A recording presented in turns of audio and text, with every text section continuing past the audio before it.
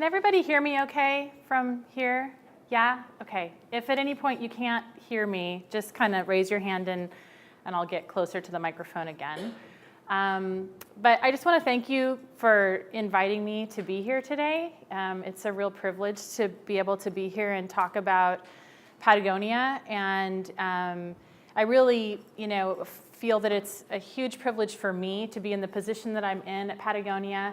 A little bit of what I get to do there. I have teams, an amazing group of leaders that lead teams that are responsible for everything from material innovation and development to quality, to our supply chain and production management teams, logistics, and also product development. So it's a really exciting role to be in. It's something where I feel like every day when I go to work, I have an opportunity to make a positive impact.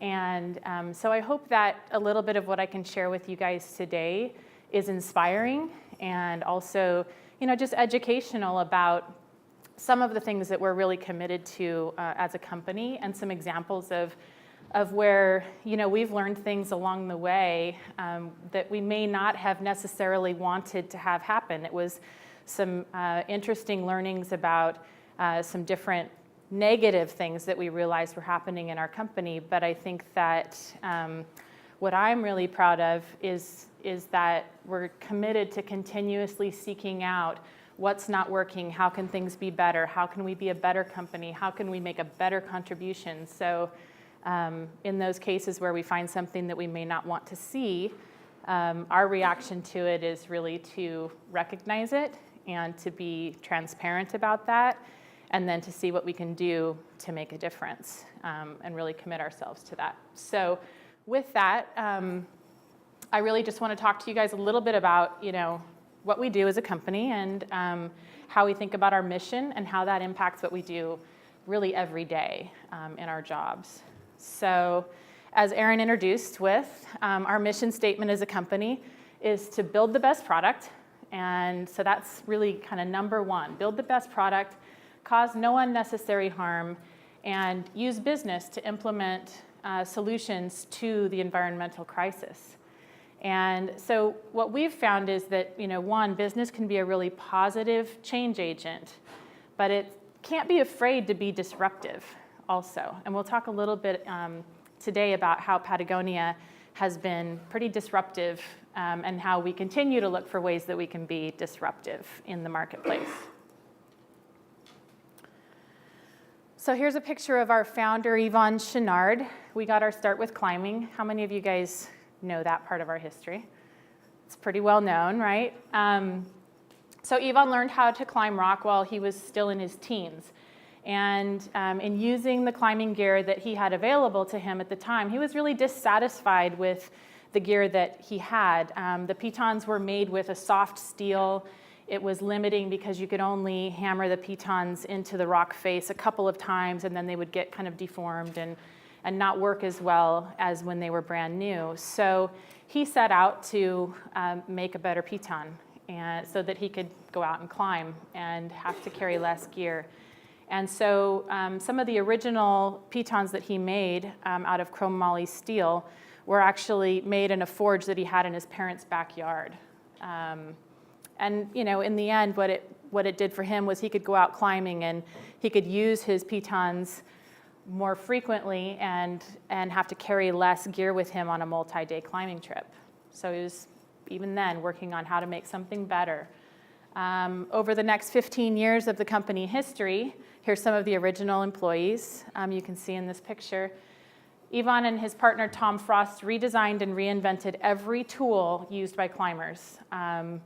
They really recognized that their quality had to be impeccable because literally their lives and the lives of their friends who were using their climbing equipment depended on it. If something failed when they were climbing, it could mean somebody's life. So quality from the very beginning was incredibly important. So in 1972, we faced our first really big moral dilemma as a company. And as climbing became a more and more popular sport, Yvon realized that his hard steel pitons, when they were being hammered into the rock faces, were actually widening the cracks in some of his favorite climbing places, in El Dorado Canyon, in the Yosemite Valley, and that this repeated hammering was going to really ruin the sport because it was damaging these favorite places that they had to climb. And so, he realized that there had to be an alternative. This was the status quo, and what he was making was the best of the equipment that was available at the time, but how can he disrupt what he's doing and make it better, and then in turn cause less environmental harm? So that was really the point in time where we had the birth of aluminum chocks that could be placed in and out of a crevice or a crack in a rock face without having to be hammered in. And so that was probably our very first big disruption to a marketplace in our history as a company. So within 8 months, our principal source of business had shifted from pitons to making these aluminum chocks for climbing. And then we got into the clothing business. And does anybody know why we got into the clothing business at Patagonia? It was because we needed to make more money to be able to support, making hard goods and equipment sometimes is fairly challenging to make a good margin on and to sell a large enough volume of to continue to sustain the business. And that was what was being experienced. And so they thought, well, we could make clothing, and the clothing that we make will have perhaps a higher margin. We could make a little bit more money on that and have a way to kind of diversify the business a bit. So actually clothing in its very beginning was to be what we call our irresponsible business because it was really first and foremost about making the business more profitable. But in the end, our habits of high quality and innovation really carried over from Chouinard's backyard. And we developed a whole new way for people to dress in the mountains, from base layer products that wick moisture off of your skin and keep you comfortable, to a fleece mid-layer and a waterproof shell, which if you think about now what the kit typically is for people, it's another better version of a base layer product, some sort of a fleece mid-layer and some kind of an outer shell that you wear. So it really kind of revolutionized at that point in time what the clothing kit was for people spending time in the mountains. So despite many mistakes and struggles along the way, and I think that one of the things I really appreciate about Patagonia is that we're willing to admit our mistakes and our struggles along the way. No one's perfect, no company is perfect. It's what you learn and what you do with what you learn along the way that's really important, I think, and really telling about the truth to the values of a company. And so we've grown really from those backyard origins to a global company. We have offices in multiple different countries with over 2,000 employees around the world. So it's not necessarily a small company anymore. So as we talked about in our mission statement, really build the best product. That is job number one and will continue to be job number one at Patagonia. Really delivering that highest quality product for our core customers. And it's not the best product at a price point. It's not the best product in its class. It's the best product for what it's intended to be used for. And that's really core to what we do every day. So we make clothing and gear for climbing. We've talked about that, right? I think that's one of the things that we're most well known for. We also make clothing for surfing, and we make surfboards. We make clothing for skiing and snowboarding and backcountry touring to keep people warm and comfortable in those pursuits. We make clothing for fly fishing. Yvon Chouinard is a big fly fisherman, and so he loves having the best product for his fly fishing pursuits. We also make products for a lot of other sports like trail running and hiking, but then just for everyday use as well. There's Patagonia clothing for everyday use that I see people in the office wearing on a daily basis. Our clothes are available in multiple different countries globally, and really still US is our biggest market, but we're working really hard to expand that global scope for the company. So, everywhere from Canada to the US, China, Europe, Chile and Argentina, Japan, South Korea, Hong Kong, and Australia. So let's just look at some of our products, and you guys might recognize some of them. And this one, as Erin introduced at the beginning, is one of our kind of longest standing styles. Our original mid-layer fleece for that original kit that we did in apparel is not that dissimilar from this snap tee style. This is a good example of one of our largest selling styles, and it uses a large amount of recycled polyester content. So it's something that we're really, really proud of, and we're continuously trying to increase the amount of recycled content so that we can really divert as much waste as possible. This is called the Houdini. This is a super lightweight jacket that for its purpose, it's windproof, and it'll protect people from the rain in a light rain shower. But you can take it and pack it down really tight into a tiny little package and stuff it away so that you only have to pull it out when you really need it, and it's not this big, huge thing you have to carry around when you don't really need it. So it's a very popular product. The R1 hoodie is really the optimal mid-layer product that we make. If you look at it, it doesn't have a lot of bells and whistles and zippers and things all over it. It's pretty simple. It's just down to the very bare basics of what's absolutely needed. It's really intended for our alpine customers. It's one of the most essential pieces in their kit, but it's super versatile, and a lot of really creative athletes have figured out other ways that they like to use it as well. This is the DOS Parka. And this is one of our warmest synthetic insulated jackets. It has a PU-coated nylon ripstop fabric that is durable, it's water resistant, and it's windproof. So these are things that, these are just a few products. I'll show you a couple more, but we obsess all of these details every day. And for me, it's just really important to know that when we say build the best product, that it really trickles down into you get out of bed in the morning and you go into the office and you do your job during the day, and we literally are talking about quality and all of these little details on a daily basis. So to see a company that's really walking its talk and not just marketing its talk, I think is one of the ways that we know that a company is operating with integrity, whether it's Patagonia or any other company. And I think it's really crucial.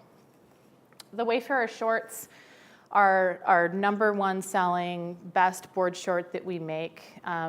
They're super durable, they're strong, they dry fast. They're purpose-built for surfing and really hardcore water sports.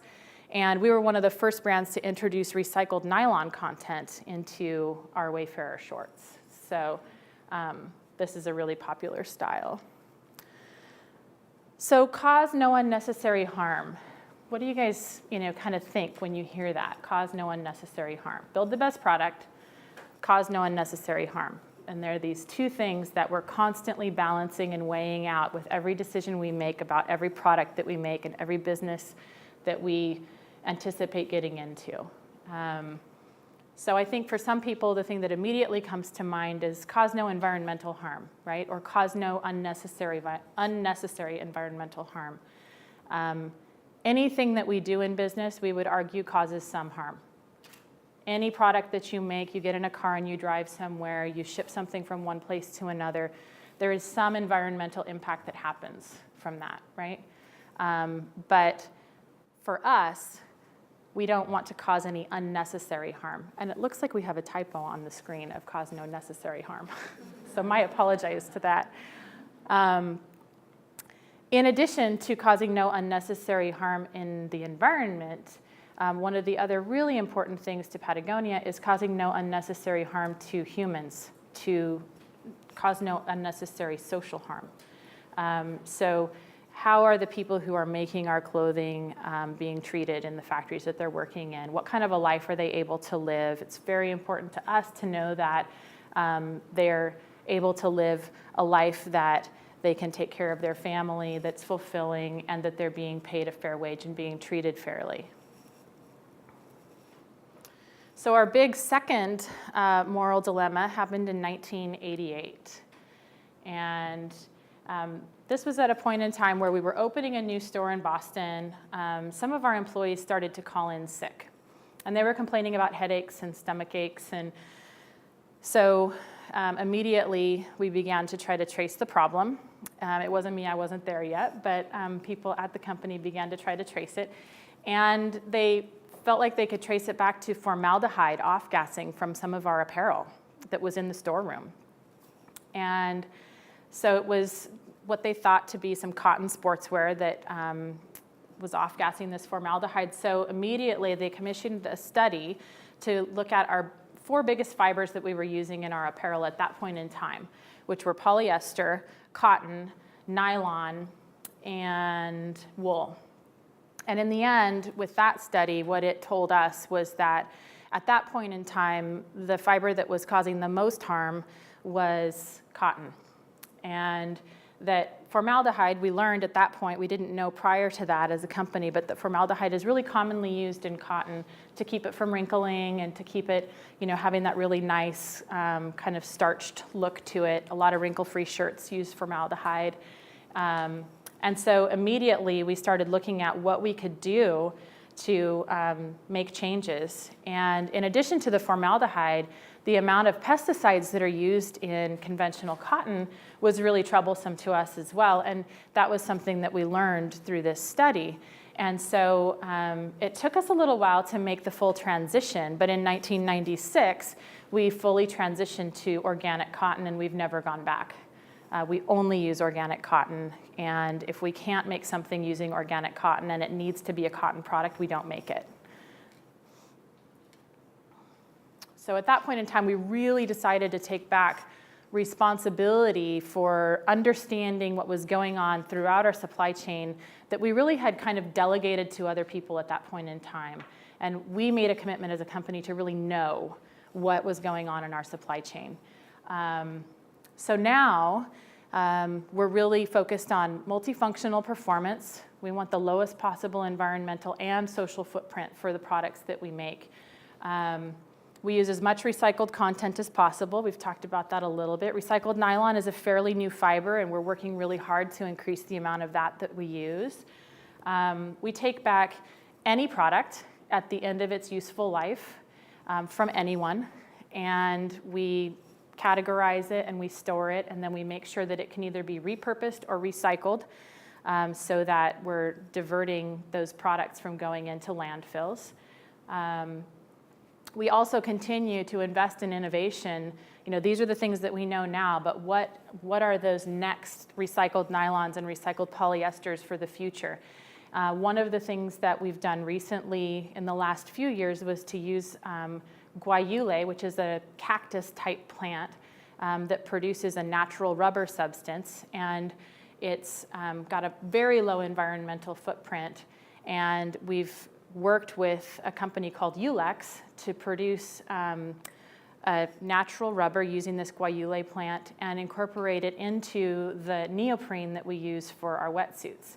So at this point, in order for us to continue building the best wetsuit possible, we haven't been able to go to 100% guayule rubber for a wetsuit because we start to have some technical issues with performance. But what we have been able to do is blend as much of that as possible with the synthetic neoprene, which can be pretty environmentally impactful. And we're constantly innovating and trying to figure out ways we can make that better.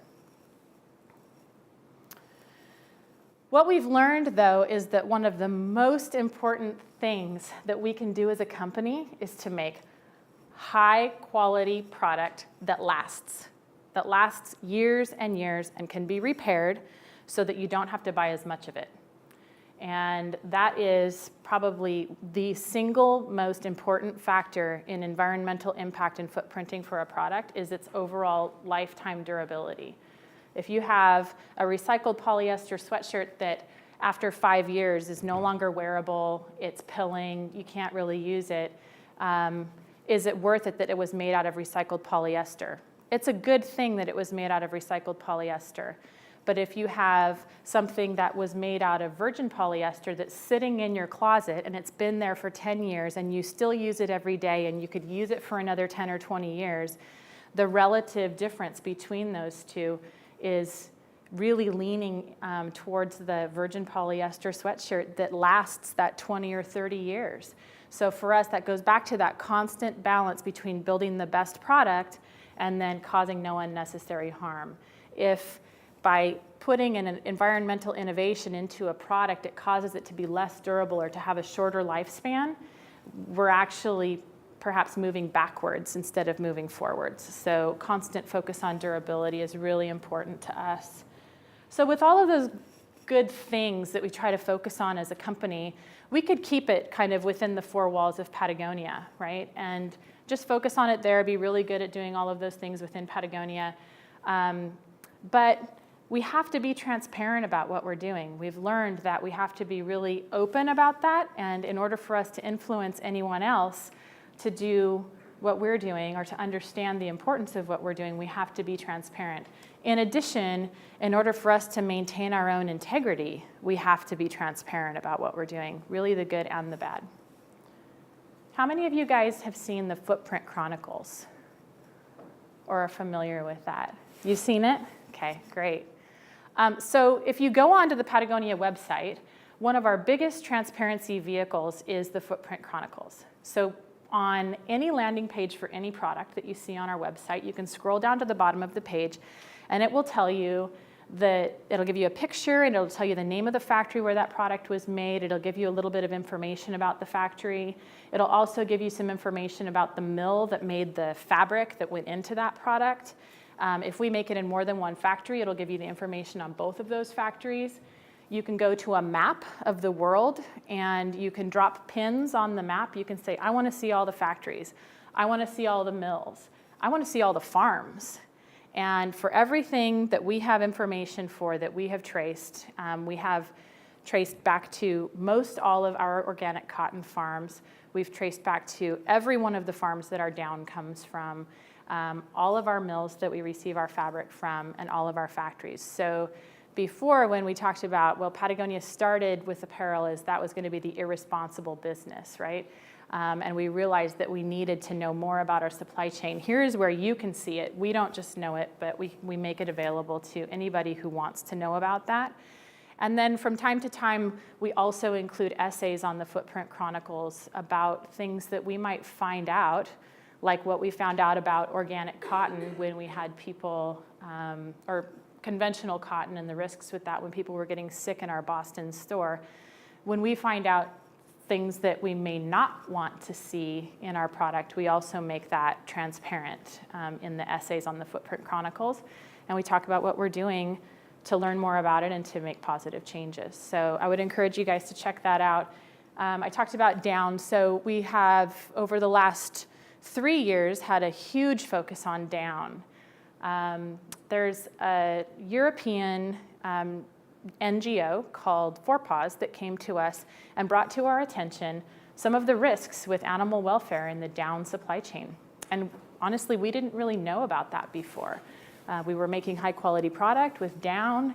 Down works really well as a lightweight, compressible insulation for a lot of really high-end uses. But what they told us was, down comes from, it's a byproduct of the meat industry, right? So geese are not farmed to just produce down. Down is actually just the byproduct. They're farmed for their meat, and in certain countries for their liver, for the foie gras. And so Four Paws brought to our attention the risk in the supply chain of birds being plucked while they were still alive for their down, and also of force feeding. So force feeding is a common practice with foie gras. And so we set out very quickly to find out what was happening in our own supply chain and to figure out a way to be able to be transparent about traceability of the down that we use.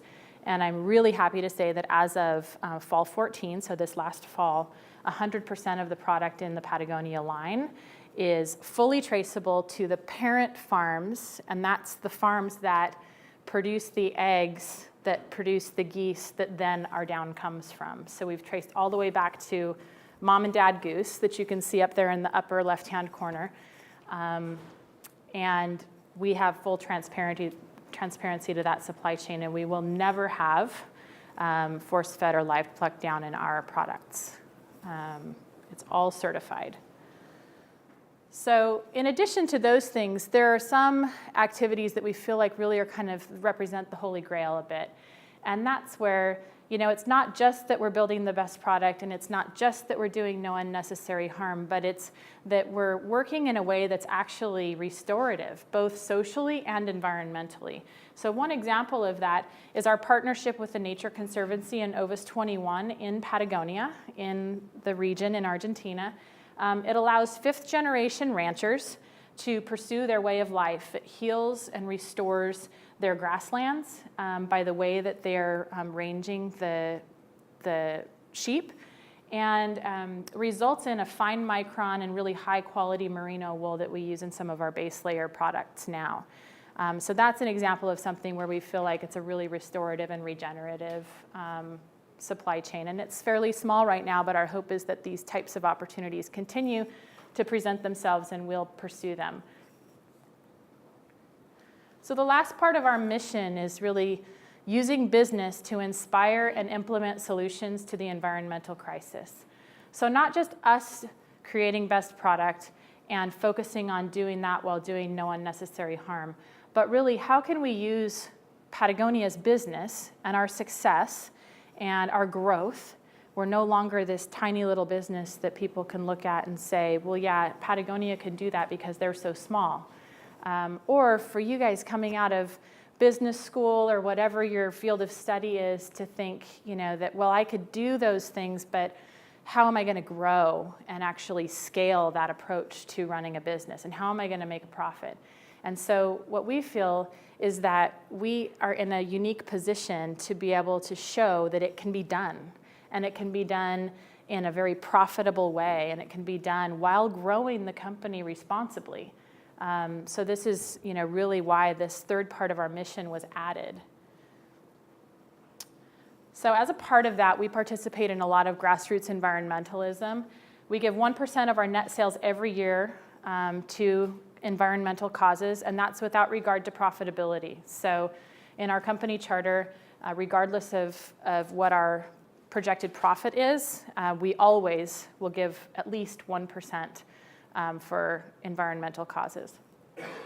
We've contributed about $61 million in cash and in-kind donations to grassroots environmental organizations working both locally and in other regions globally to implement solutions to the environmental crisis and to advocate for those solutions. And then once a year, we also host what we call our Tools Conference, and it brings in people who represent some of these environmental activism organizations and helps them with things like strategic planning tools or connections that they might need, just really simple kind of training and tools that can help them go back out and be more effective in their activism work. How many of you guys saw the Damnation movie? You saw it? A few of you? Cool. So this is another example of us working to try to inspire solutions to the environmental crisis. It was a film that was produced with Felt Soul Media. It depicts a growing movement, not just with Patagonia, but there are others who are like-minded with us as well, for removing dams that are really deadbeat dams, not dams that are working for a productive purpose of producing energy and things like that for people. That's not really what we're targeting. We're targeting these deadbeat dams that are choking off rivers and really affecting ecosystems for generations. And so that's what this film represents, and trying to really raise awareness of people in what can be done and really what the overall dilemma is there. There is kind of this dilemma between the necessary need for a dam and then also the damage that they can cause as well. So we talked a bit about us being disruptive as a company. So we've got a couple of examples in our past of how we've been disruptive, moving from pitons to aluminum chalks, right? Going from using conventional cotton to committing to 100% organic cotton. And that was at a time where nobody was thinking about organic cotton, really. And there was quite an uproar even at that point about us doing that. Things like committing to using more recycled content in our products, even if it costs more. But we continue to look for ways that we can be disruptive as a company. We feel like that's just really critical to keeping us moving forward and continuing to look for new ways to improve how we're impacting the world based on our mission.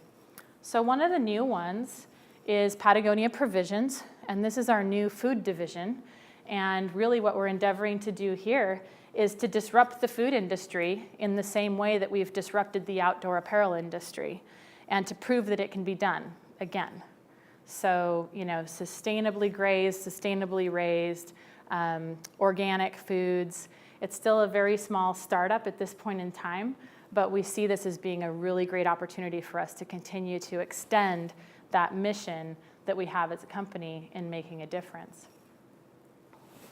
In May of 2013, we formed a venture capital fund called 20 Million and Change, and we call it our Venture Capital Fund for the Environment.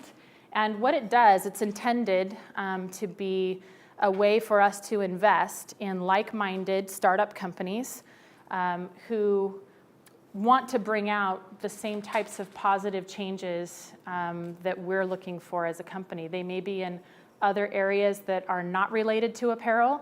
They may be in areas that are related to apparel that benefit Patagonia.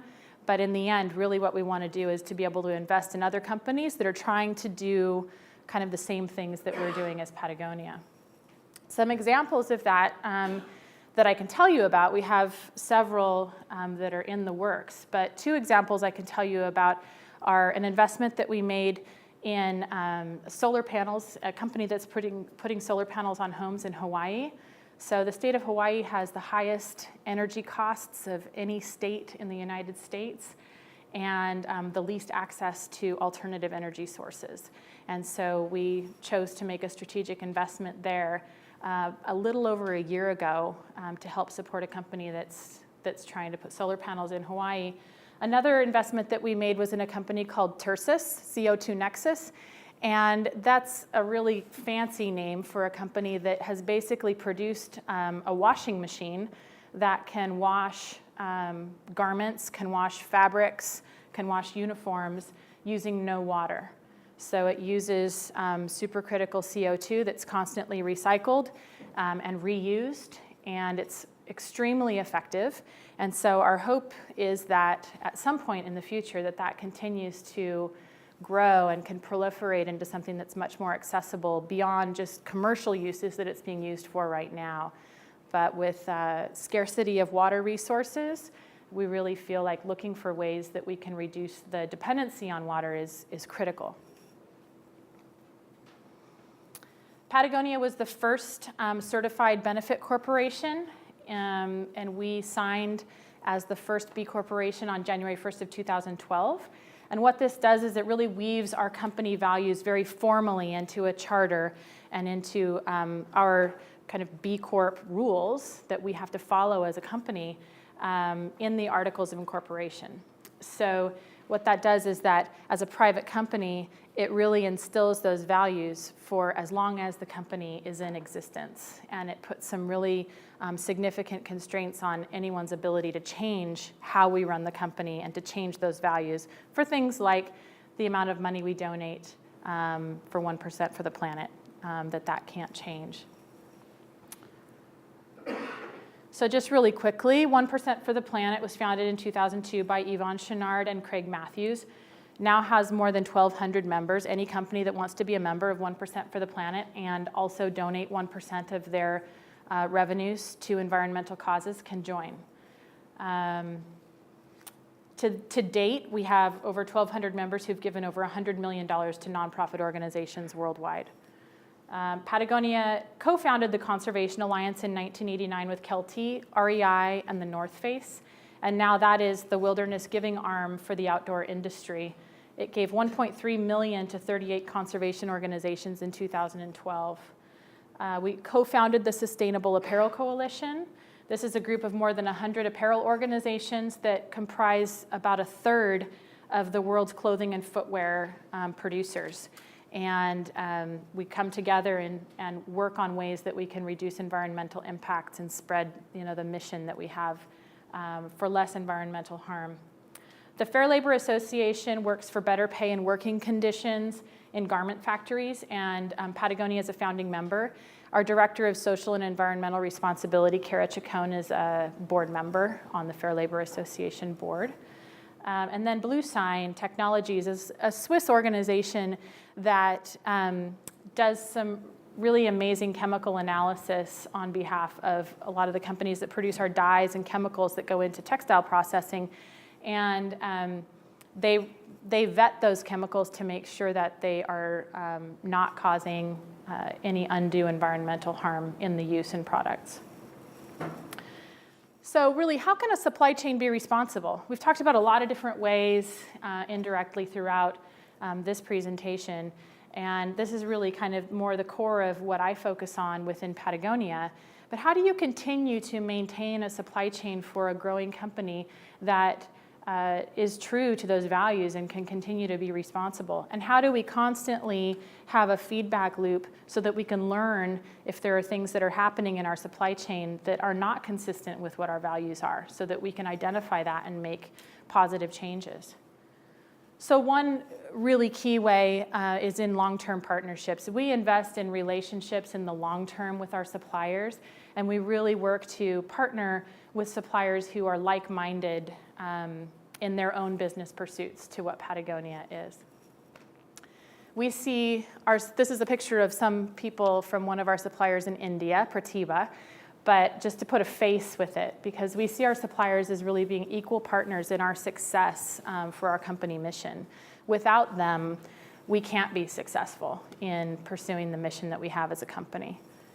And our reach becomes even larger when we have like-minded suppliers who are working to operate their businesses in the same way that we are.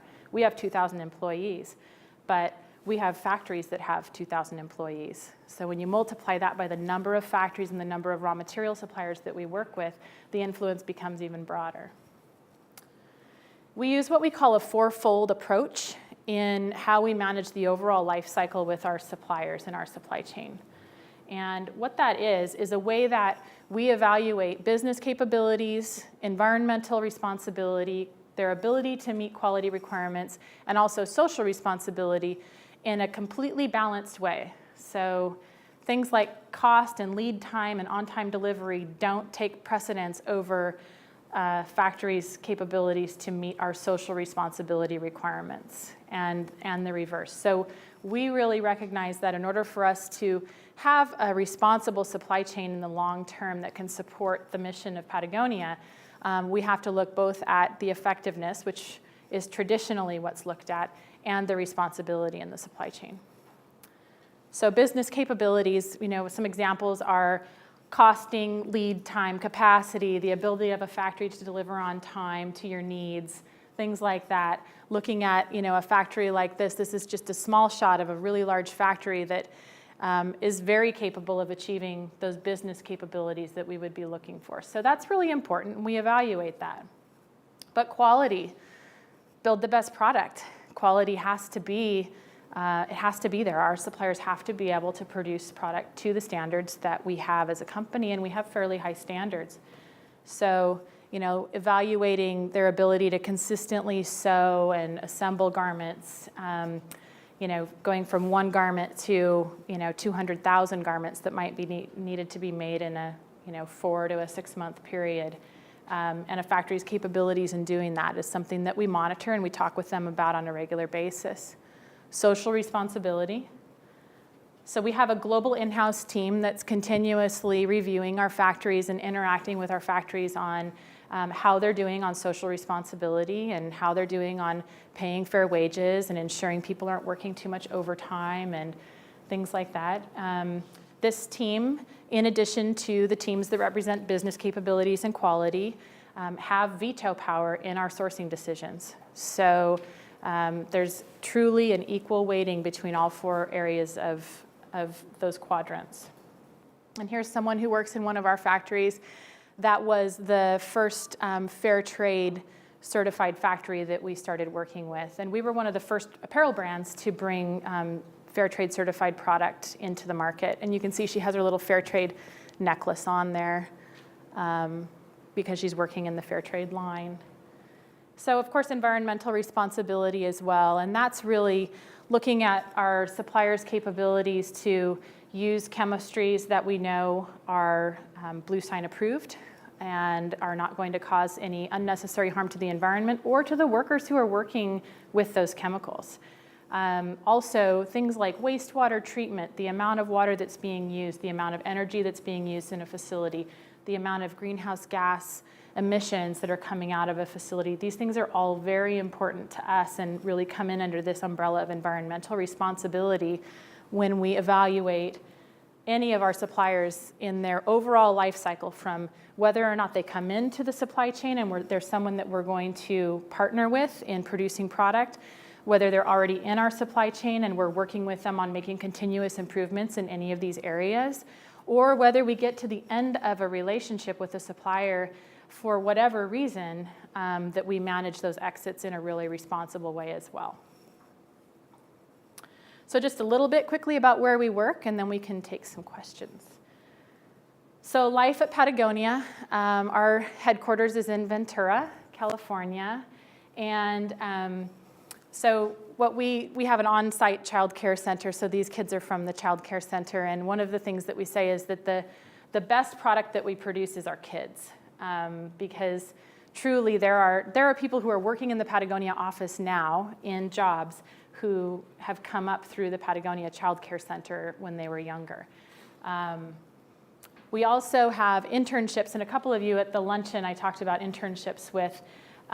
So we have internships where we bring college students into the office to do short-term projects and things, but we also have internships for our employees, where an employee can choose to take up to 2 months to work with a non-governmental organization that is supporting an environmental cause that's near and dear to their heart, and take a paid internship, but focus their time on working on-site with that environmental organization, which is a really cool privilege to have.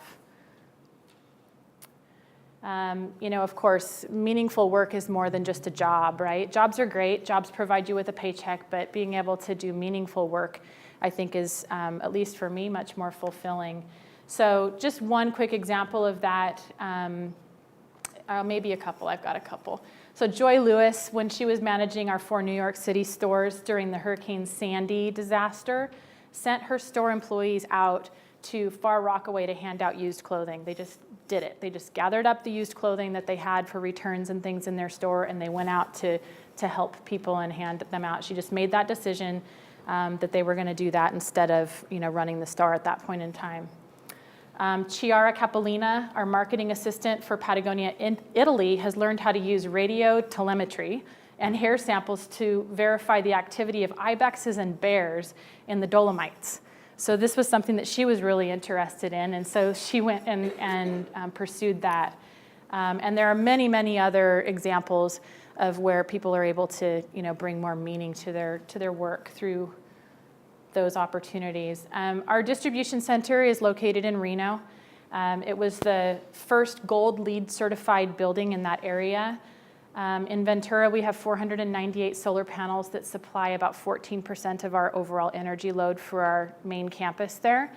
And then as we remodel stores and as we remodel buildings, we're looking for ways we can introduce less energy consuming materials like LED lighting and things like that.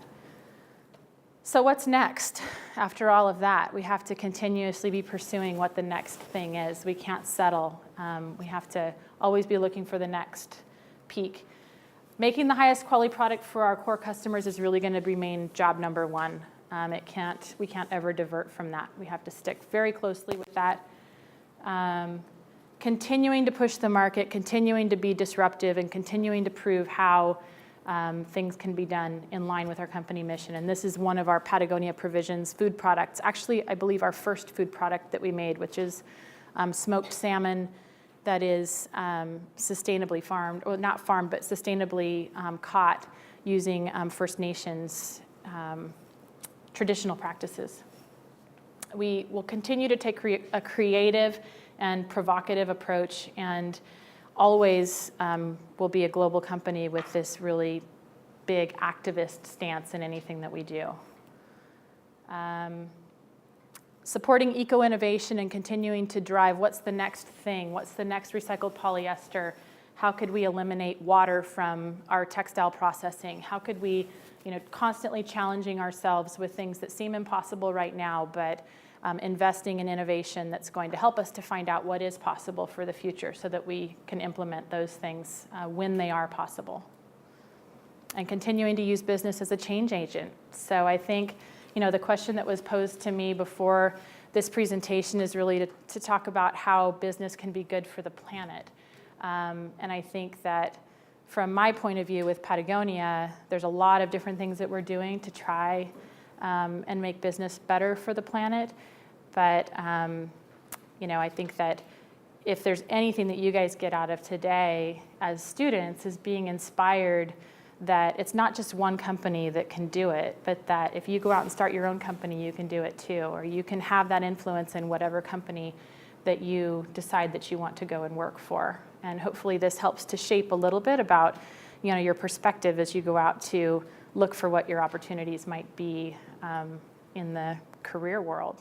So let's just stop there.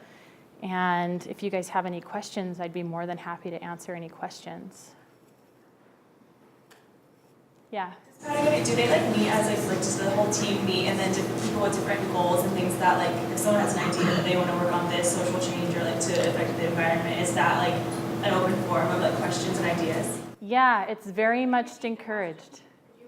Oh yes, I can repeat it. So what she asked was, is the environment at Patagonia really open to anyone in the company kind of questioning and coming up with ideas? I have this idea of how we could have less impact in the environment, and is it an open environment to be able to discuss those things? Does that represent?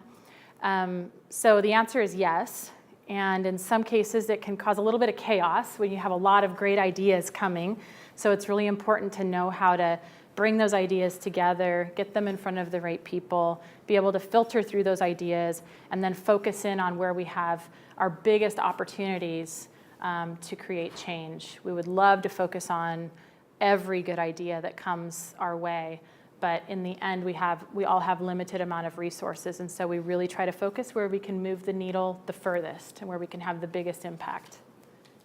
Yeah. Over here. We have the School of Peace Studies here at the university and the Center for Peace and Commerce that connects the business school, the Peace School. Is part of your view of social responsibility looking at the impact that you could have on human rights or conflict prevention in the areas where you're working? Yeah, so the question is really in what we're doing around social responsibility, do we feel like what we're doing there can have an impact on how people are interacting with each other in the world and really relating to, promoting more peace and peaceful interaction. And I think for us as a company, we feel like it's all connected, right?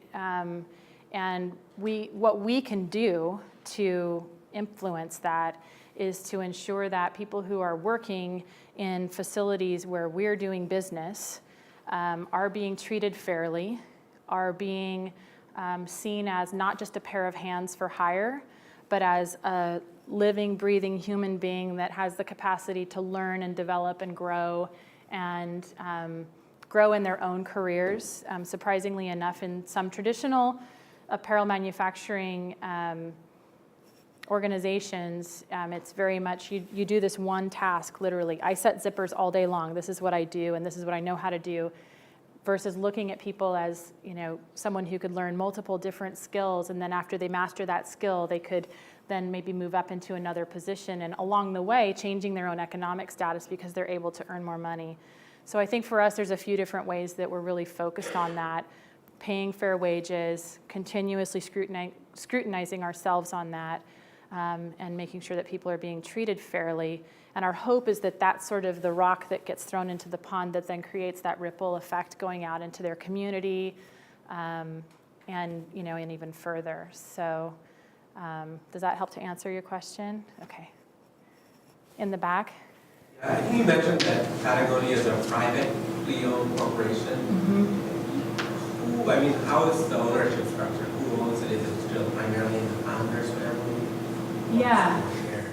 So the question is, Patagonia is a privately held company, and what is the ownership structure and who really owns the company? So the company is owned by the original founder family. So the shareholders are Yvon Chouinard and his wife Melinda, and then their son and daughter Fletcher and Claire, who both work within the company as well in key positions. So we have a governing board of directors, and one of the most important things I think that we've done as a company to ensure that their legacy continues to impact the way that Patagonia is run. And when we say we're a privately held corporation, I would probably term it that we are a fiercely privately held corporation because of the values that are instilled in the company. And that's really where the importance of us being a B corporation comes in, because in those bylaws of the B corporation, the viewpoint and the vision and the mission that has been set forth in those bylaws really requires that 20 years from now, 30 years from now, when the ownership structure could be different, that the company continues to operate in the way that we do now, true to our values, donating 1% for the planet, that we're not, there's not a risk of those things really changing drastically. So, in the back. How do you said that you have a team that monitors and checks some things on the supply chain. Mm-hmm. Do you do that personally, have checks, or do you use other organizations to check how things are going? Yeah, so the question is around the team that we have dedicated to going out to our factories and looking to see what's happening in social responsibility or environmental responsibility.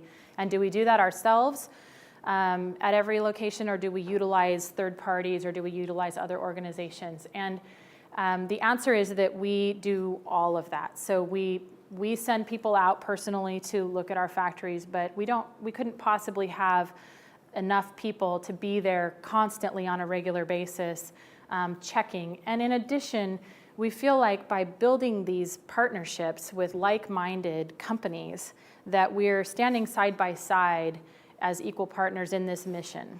And so, you know, as some people have said, famously, trust but verify, right? So we use third parties, we use certification bodies, we use a variety of really well-vetted programs that our suppliers can participate in that help to maintain that level of credibility in their ability to continue to meet our requirements. So it's a combination of both, but we absolutely have to rely on third parties to be an extension of that for us. Yes? So obviously Patagonia is a leader in this area, but part of your mission is to spread the knowledge. So who else, what other companies do you see doing innovative activities in these kind of areas? Oh, that's a really good question. So she's asking about, you know, Patagonia's mission to inspire other companies, and what other companies do we see that are doing these types of innovative things? We see it every day through companies that are applying for funding through our 20 million and change venture capital fund. I can give you one quick example, and it's probably a company that you guys haven't heard of, but Boreo is a skateboard company. And it's these guys that decided that they're surfers and skaters, and they were really kind of sick of seeing all the waste in the oceans and in waterways. And so they set out on a mission to gather up fishing nets and plastic waste from oceans and waterways and take that plastic and nylon and polyester waste and turn it into a usable product, which is these really cool skateboards that they make out of it. And so they were really inspired by the Patagonia mission, and they were inspired by us being so disruptive and just doing things that people hadn't done before. And no one had done this before, and they had been told by many people that it, you know, you can't do that. You know, how are you really going to be able to do that? And we funded them through our 20 million and change fund, and so they're one company that I think was really inspired by what we were doing, and to the point where they were willing to go out and try something that people were telling them was not possible to do. So that's one. I think through industry organizations like the Sustainable Apparel Coalition. Those are areas where we try to influence companies like Walmart and Nike and many of the member companies that are there by being able to just converse with them about the issues that we're dealing with and what we're learning and what we're finding works along the way. And hopefully, them being able to pick up some things from that and be able to implement that in a way that works in their own businesses. So that's a couple of areas. Just to respect everyone's time, maybe we'll take one more question and then. Okay, right here. Yes, thank you. So as Patagonia continues to grow over the years, and from your experience working there, knowing the industry, is there any way that you can foresee or maybe predict a third great moral dilemma that Patagonia will face in the recent future? So he's asking, based on what we've learned over the 40 years of Patagonia's history and based on kind of what I've learned in my experience in the apparel industry, if we could predict another great moral dilemma for Patagonia. And the answer to that is yeah, we definitely could predict another moral dilemma for the company. What that is at this point, I don't know. But I think that it's definite that we will have another moral dilemma to deal with, and we should. If we're looking for ways to continuously improve and continuously push ourselves and always disrupt and not be satisfied with the status quo of doing business, then if we haven't experienced another great moral dilemma at some point in the near future, I would be really surprised. Yeah. Thank you.